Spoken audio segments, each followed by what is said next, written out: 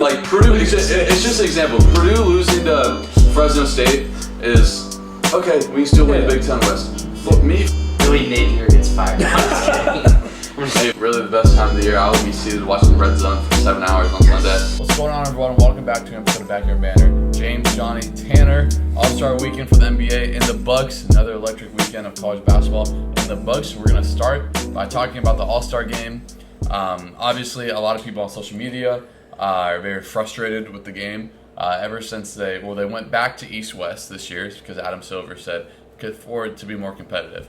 The East scored the most points in All-Star game history. I guess that's competitive. Yeah, right. I just think we were spoiled a few of the times. I remember the one in Cleveland when LeBron hit the game winner. That was a great game. Obviously, you got the one when Giannis blocked LeBron at the end of the game. But, I mean, James, I know you're locked in on it. I mean, what'd you think of the game? I mean, I'm upset. My career of being a sports fan has never really entailed the NBA just because of the fact is I get frustrated sometimes with the regular season lack of defense. I love watching NBA postseason ball. I think it's incredible because these guys on the NBA circuit, whether it's the G League or to the pros, are some of the best athletes in the entire world, right? And when we talk about all-stars, you think about MLB. And I like to compare different sports because they all have all-star breaks, right? And they all have all-star games. You look at the MLB. That is a very competitive game all the time. And if it's not, it's because the other team was maybe out-hitting, right? But otherwise, you're going to see a good pitcher every inning, and they're going to pitch their best. They might not be locked in as they usually would for maybe a regular season game, but they're going to go out there and they're going to shove, right? And the hitter's going to try to take them yard. That's why it's great to watch MLB All-Star. NHL, kind of similar, right? NHL doesn't get a ton of love because I feel like hockey's not huge, but the All-Star game is actually entertaining to watch. The NFL has been atrocious with the new Pro Bowl because now they're playing flag football.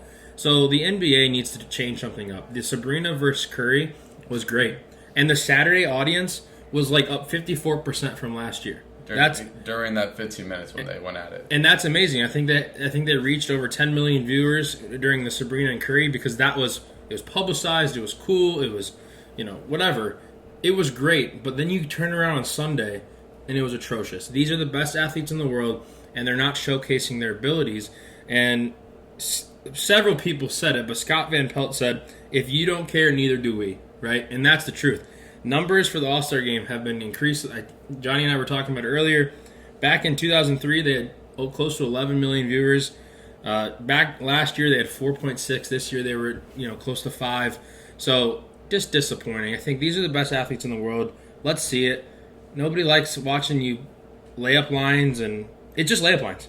It's all it is. And who can make more half-court shots? So I'm frustrated. I don't love watching it. It doesn't make them look like the best players in the world. So I don't know what you thought, Tanner. I didn't even watch the game because that's how much I care about it. I'm frustrated with two things. Maybe a little bit of bias here, but first things first, Karl Anthony Towns should not have made the final, the three-point contest. His foot was on the line the whole entire first rack, and the ref pointed it out, and they just didn't care. I think that's ridiculous, especially when people, the world of sports betting, you can't have stuff like that happen. That's true. Tyrese Halliburton should have made it to the final. Karl Anthony Towns, his foot was on the line. I just don't think that's right. If it's a three-point contest and his foot's on the line, that's not a three-pointer. Second thing, Tyrese Halliburton probably should have gotten the MVP too. I know Lillard had 39, whatever. Lillard took 26 shots. Tyrese Halliburton went 10 for 14 from 3. I know, layup lines, whatever, but still, he went 10 for 14 from 3. He deserved the MVP. So Tyrese Halliburton in, All-Star game in Indianapolis, kind of with a little bit of a screw job, I would say, in two areas. That's just I feel like that can't really happen when it's in your home city. Yeah, so. It was a weird weekend, right? Like, back-to-back years. Shout out to Mac McClung, that's your boy, because he's on the circuit for the Magic. Yeah, he was with the 76ers last year. But winning the dunk contest again, obviously the best. Like, that was no doubt the best. My issue is, man, I didn't even know who was in the dunk contest. Yeah. And I find out Jaylen Brown's in it. Cool. He's a good dunker. But when he's okay, I am gonna say this as a person who's never dunked in his life, but watching Jaylen Brown dunk over a 5'3" Kai Cenat while he's sitting down is not impressive. And in fact, it's so not impressive that the fans in Indianapolis were booing him. Like, they were booing him for jumping over a 5'3" guy while he was sitting. Mac McClung dunked over Shaq while he was standing. Like, there's better dunkers in the world. We see better dunkers at, like, the Division III level sometimes where it's like, man, like, in warm-ups, like, that guy. And I get it. It's hard. There's only so many dunks that somebody can do with their body, but I'd rather see somebody try to do another dunk than come up with something as stupid and not as clever as jumping over a 5'3" guy while he's sitting down. Again, that's coming from a person who's never even touched the rim in his life, so take that for a grain of salt. But just frustrated with the whole weekend. But the coolest thing was by far Sabrina versus Curry, because she hooped and she gave herself a fighting chance. But Curry's the greatest shooter of all time. So yeah, there's no solution for the All-Star game. You can't incentivize these people. They already make tens, hundreds, millions of dollars. It's a break. It's called All-Star break for a reason. The NFL's Pro Bowl is a joke. Basketball is a joke. Hockey is a joke. They play 3-on-3 the whole time. It's a joke. For the dunk contest, Jacob Toppin was in it, and unless you watch SEC basketball or like Tanner and follow it very closely, you don't know who Jacob Toppin was. He was a 4-year player at Kentucky. He was really good at Kentucky. Don't really know who he was besides that. How electric would a Zion, Ja Morant dunk contest would have been. Yeah. They don't want to do it. Or Obi Toppin. But he's done it before and he wasn't good. Yeah. And there's nothing you can do. 3-point contest, it's hard to mess that up. Yep. But the game, you can't. I mean, look, it's a break for these guys. They don't want to go out there and play hard, which I can't fault them for. Like, it's their bodies. They're coming off playing. I think every team has around 27 games left. So you've played around 45 to 55 games so far this season. Like, it's a break. You want to put on a show for the fans. But it's frustrating as a viewer to watch these people, these highly skilled people, just shooting shots from the half court and doing dunks. Like, you can tell Karl-Anthony Towns was trying to score as many points as possible, and he knew no one would stop him going 50. To the rim. And, there's no solution for it. And if there was a solution for it, it's like, make it like the in-season tournament, make it worth $500,000. Well, everyone that makes an All-Star game they don't need is on a Supermax or going to be on that max contract soon. That wouldn't incentivize it enough. I think the target score that they had was really cool. When it's close, you got to make it to that number. So I don't really know why they changed that part of it up. But yeah, I mean, it's whatever. It's called an All-Star break during the reason. I think part of the reason why the MLB game is so entertaining because it's hard to not play baseball a certain way. Like, unless guys are going in there, if they're right-handed batting left-handed, there's really not a lot you can do to have it not look like baseball. But it's tough, and there's nothing you can do, but it's whatever. It's put to bed. I don't know. You said you don't fault the players. I fault the players, in a sense. I wouldn't go out there, like, you could go out there and play hard, but the amount of money that these guys get paid to go out there and play 82 games plus an All-Star game, and I'm not asking them to sit down and guard like I'm sure you'd love to watch, but I love teams like that. Right, and so do I. But it's like it's the getting a rebound and chucking it down the court, and Karl-Anthony Towns is going to catch it and dunk, or he's going to chuck it back down, and it's like there's no excitement to the game. It's not impressive watching Curry make a half-court shot. I don't care. I like it. I don't care. I've seen him hit tunnel shots that are more impressive, right? And watching these guys just dunk it, like it was very impressive that Tyrese Halliburton, what 10 for 14? He was 5 for 5. That's impressive, right? But Karl-Anthony Towns shooting it 33 times, being the 9th guy off the bench, isn't that impressive, right? So it's frustrating. But like you said, there's no way around it because you're not going to get these guys because locked in. This is how it's been. Yep. And Scotty Barnes went in there and tried to play hard, and then people kind of look at him like, yes, the players could out there and say, we're going to lace up, we're going to really do it. But if you're Anthony Davis and this is the first time you've been healthy right. for a season right. and playing well, I mean, why would you go out there during the All-Star break in a game that's supposed to celebrate you and play hard like that? So I will say one thing: they need to get rid of the skills competition. Oh my god, yeah, that is awful. It's bad. That is awful. Because the Pacers won it. No, I don't even care. It is awful. Watching Scotty Barnes do what he was doing out there, dribbling off of his leg in a skills competition. They got to get rid of it. It's cool in hockey watching Connor McDavid, skate around the ice rink that fast. Watching Scotty Barnes do what he did, and that's one example. It's not impressive watching the skills competition. You got to get rid of it. Find something new. I got one more point. First and foremost, to people that don't know, I don't really care about the NBA. You guys know. I watch the Pacers, and that's about it. And I don't even watch every Pacer game. But I'm not interested enough in the first place to watch the NBA, let alone the NBA All-Star Game. But the NBA All-Star Game trophy is named after Kobe Bryant, if I'm not mistaken. Yep. Kobe Bryant would be so frustrated to see what this All-Star Game has turned into. Would he not? No. He would, yes, Yeah. but he Yeah, was but a he- part of but it. he was played part in of that. this regime. Right, but, like- He played in that half ass. I mean, I mean- don't want to whatever, but it's half-ass basketball. I'm not saying he wouldn't go play as hard as possible, but the trophy's named after him, and the game's turned into a joke, which I think is disrespectful to Kobe. Yeah, in my opinion. I can see why you see it like that, but again, it's not like he was out there just Right. sitting down and guarding. Right. But it's He was fine. I playing. don't even care about it much to talk about it this much. But Yeah. it's whatever. It was also the first Sunday without football, so having that kind of be the replacement also kind of blows. But yeah, no more. Yeah, Also, the first Sunday without football sucked. Yeah, it was brutal. College basketball time. Shaky week for some of our teams. Other of our teams are now ranked for the first time this year. But Tanner's gonna give us his top 10. I will say before we move on, all three of our teams are ranked now. Yeah. It's kind of sick. Yeah, I mean, That's kinda cool. and all three of our teams have a chance to win their respective conference. Shout out. Yeah, So, shout it'll out be to cool. that's us. sick. James, I'm sorry I don't have Illinois again. It's okay. Gotta be honest, they're at 11 though. No, so it's fine. I'm giving them their props. I don't have them in my top 10 either. So, I appreciate you giving us props. honorable mention. Appreciate that. Yeah. Honorable. Yeah. 10, I got Kansas. Yep. They lost to Texas Tech, but they beat Oklahoma.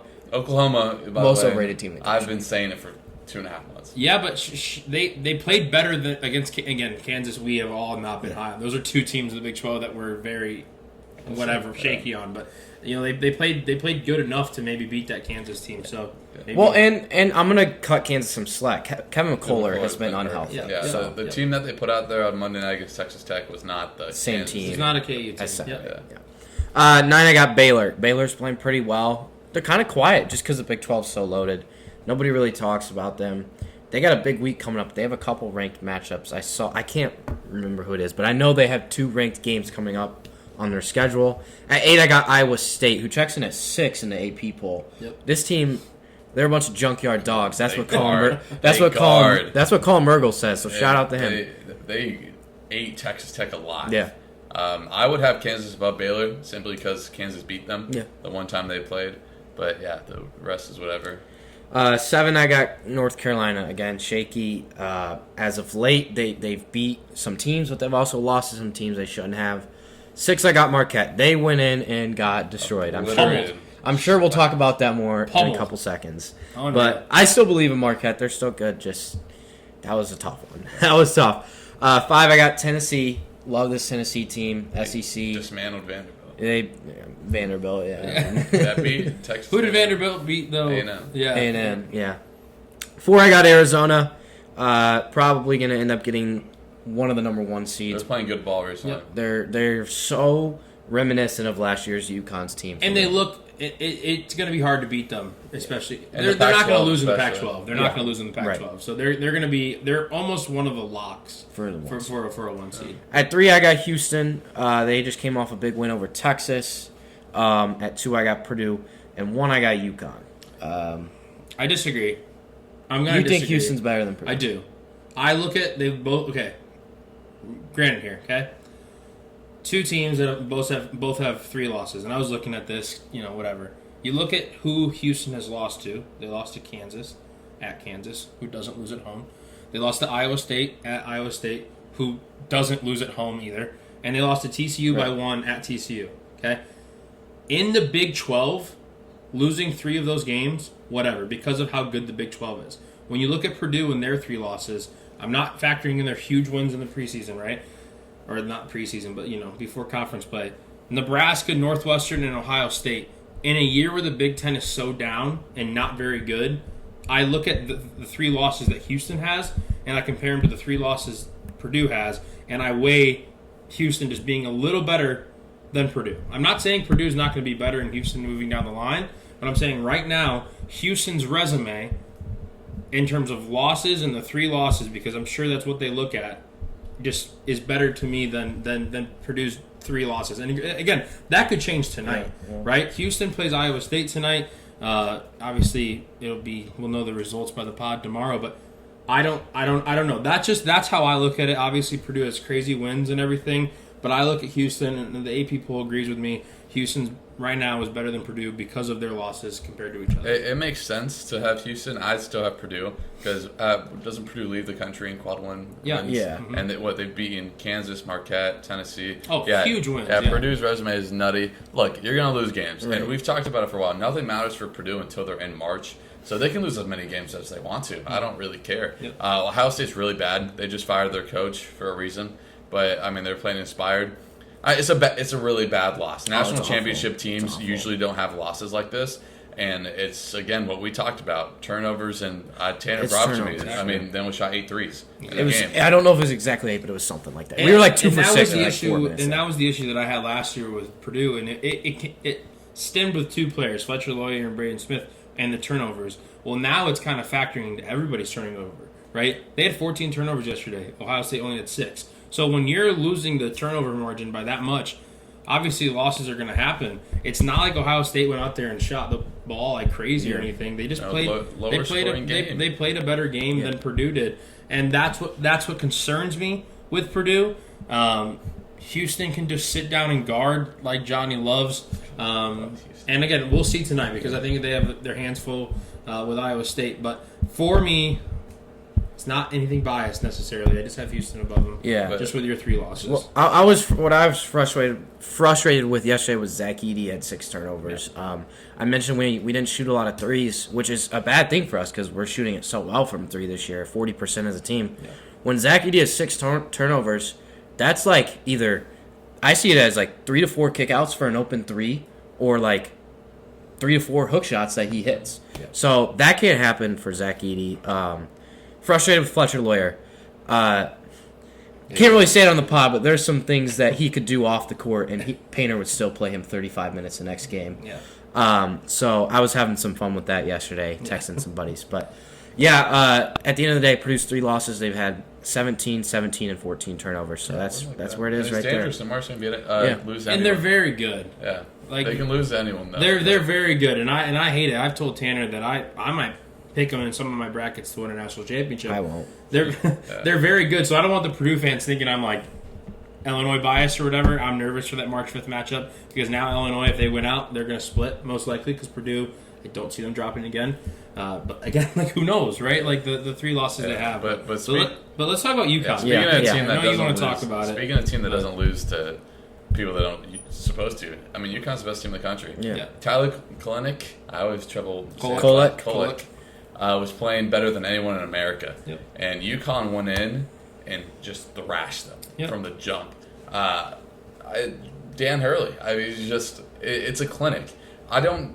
This is the Big East. The Big East probably has the best top 4 teams out of any conference, and they're just walking through them right now. I know they get Creighton this week at some point. And then they go to Marquette on Saturday. So they bounce it's a back quick and play them turnaround. right again. Yeah. So, and I said they'll go 1-1 during that stretch with Marquette, and I can totally see Marquette waking up and playing them at home again. But I mean, shout out UConn. Klinghamn probably had his best game of the season so far. 10, yeah. Carabin played really well. I watched that whole game. Carabin impressed me. Yeah, Tyler Kolek went 2 for 11 and had 7 points. Yeah. And he can't beat the big game allegations right now. He just doesn't play well in the big games. Which again is a concern, right? But in the Big East, he's going to get a ton of these moments.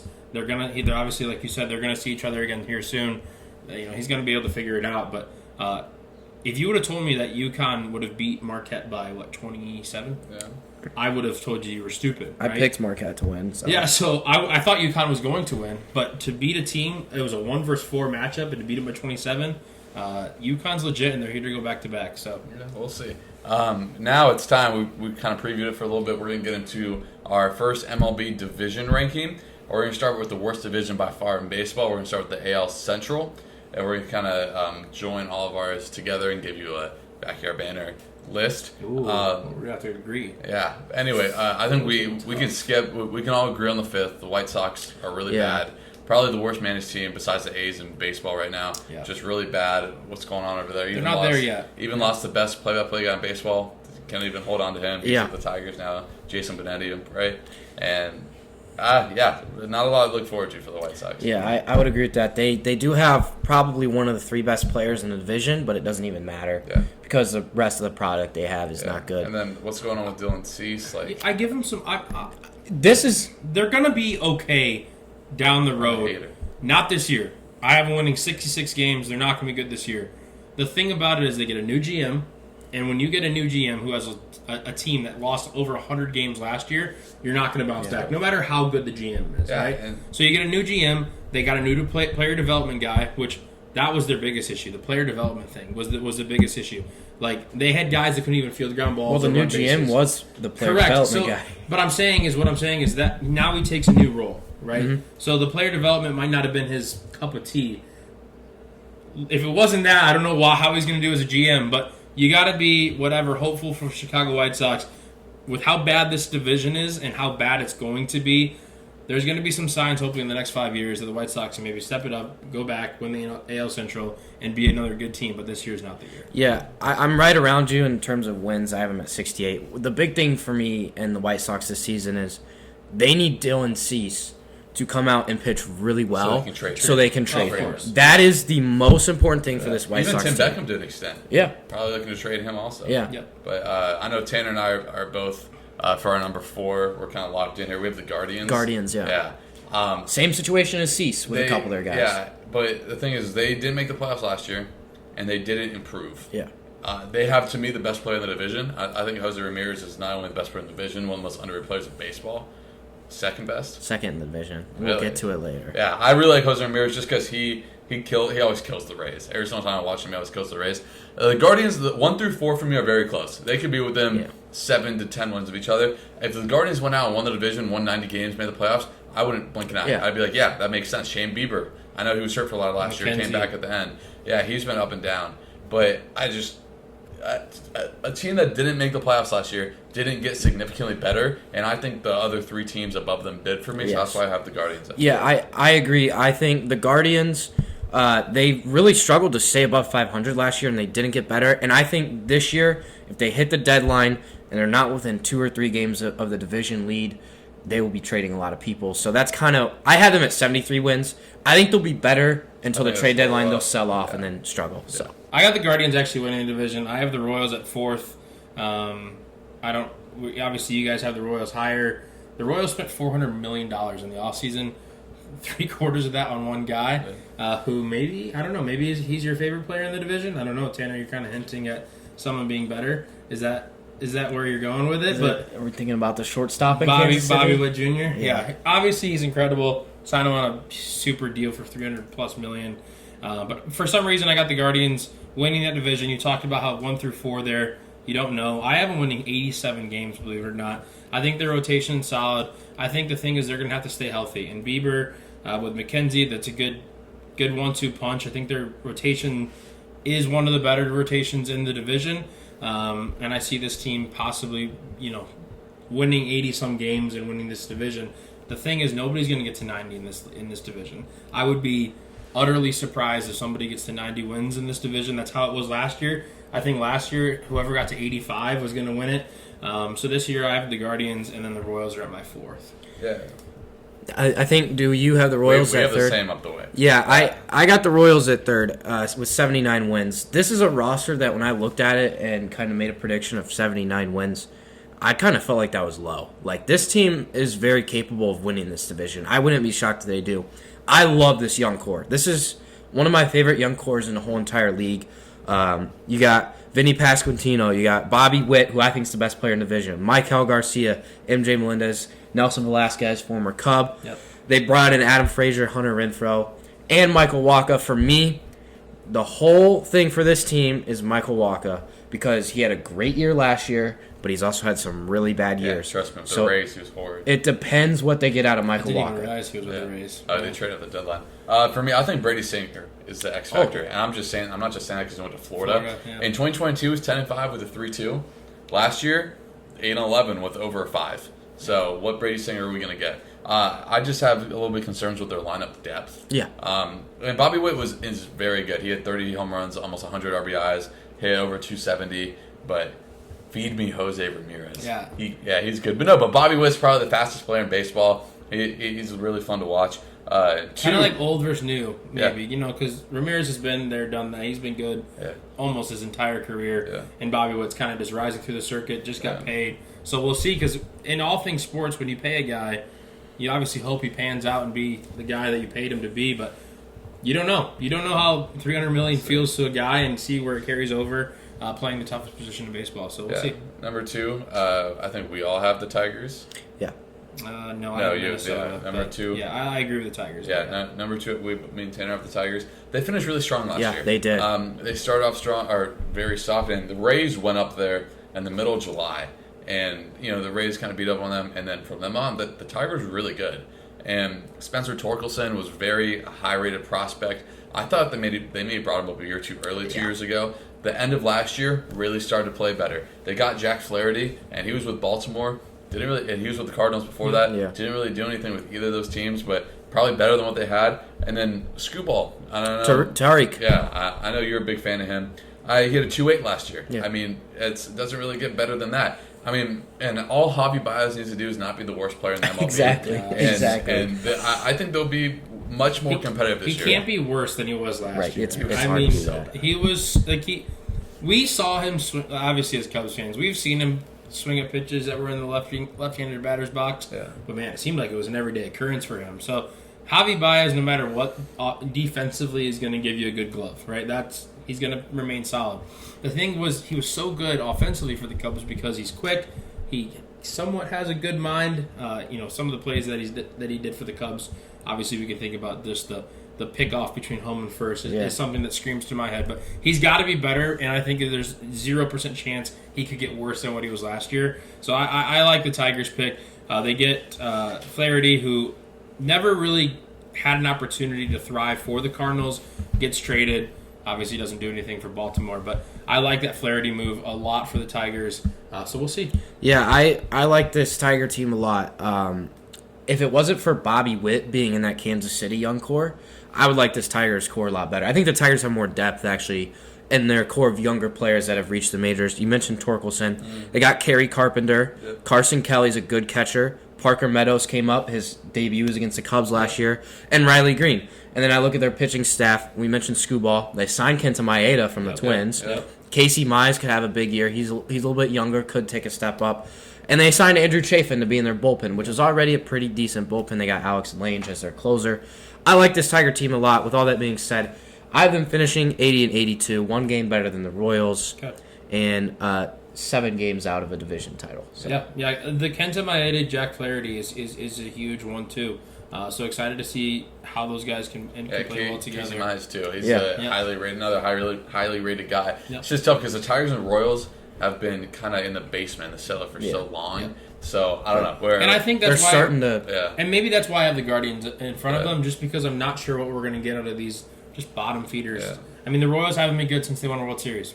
Like that's just what it is. And so maybe this is their time to kind of keep rising up those ranks, but we'll see. But Tanner and I both have the Twins at 1. They traded Jorge Polanco, but still have Correa, who was a beast in the postseason. Yep. Yeah. I mean, what's going on with Byron Buxton? How healthy can he get? He was a former number 1 overall prospect, and when he's been on the field, I don't remember if it was last year or 2 years ago, he played the first 30 whatever games, and he was an MVP favorite. He was unreal. But they got Pablo Lopez, who was good last year, Max Kepler. It's just a team that has been there, done that, and had the postseason success last year. I just give them the slight advantage over, at least for another year.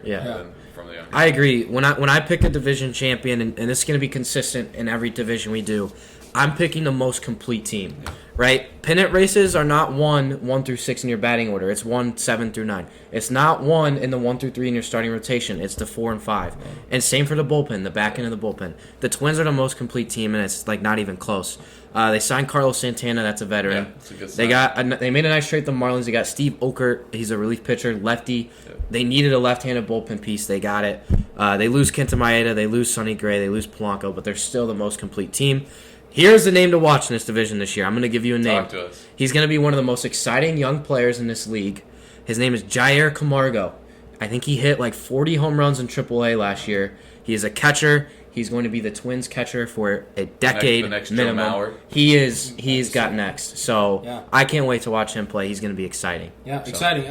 My only concern with Minnesota and why I had him finishing second, still had him at 82 wins, was losing Sonny Gray, Kenta Maeda, and Polanco. Those are three huge pieces that you lose. But like you said, they have kind of prepared themselves to be able to do that and bring up their next rising stars. And the trade for Polanco, right? They got 5 players out of that trade. So they did well in those trades, but when you lose 3 guys like that, it hurts, right? So that's my concern. It's not a question, it's a concern for me with the Twins. But this division sucks, but at the same time, divisions that suck could be fun to watch because some divisions, right, they're over by the first week of September, right? But for this could go down to literally the last game of the year, and you don't know, and maybe that's why this division is going to be maybe exciting to watch. But so we'll see what happens. I mean, it's coming close to time, and we got one division down, I guess. I kind of agree with that take, and that it could be fun to watch. I still think in terms of win total, this is going to be the worst division. Oh, yeah.